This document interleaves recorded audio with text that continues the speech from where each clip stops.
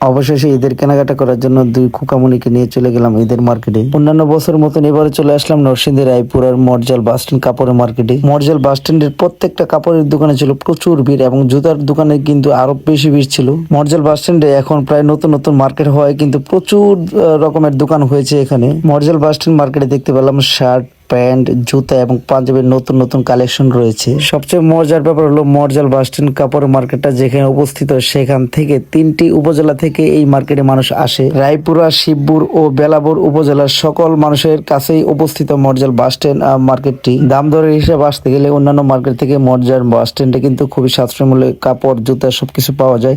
কিন্তু অবশ্যই কাপড় জুতা কিনতে গেলে আপনাকে একটু দাম দর করেই কিনে নিতে হবে। অন্যান্য মার্কেট থেকে কিন্তু মর্জাল বাস স্ট্যান্ডে জুতার যে কালেকশনগুলো একদম নিউ নিউ কালেকশন আর কি, যে কালেকশন মাত্র নতুন এসেছে সেগুলো আপনি মর্জাল বাস স্ট্যান্ড মার্কেটে পাবেন। নিজের জন্য কিছু পাঞ্জাবি নিলাম, বাচ্চাদের জন্য কিছু ফ্রক নিলাম এবং অন্যান্য পরিবারের জন্য কাপড় টাপড় নিয়ে অবশেষে শেষ পর্যন্ত আমরা বাড়ির পথে রওনা দিয়ে দিলাম।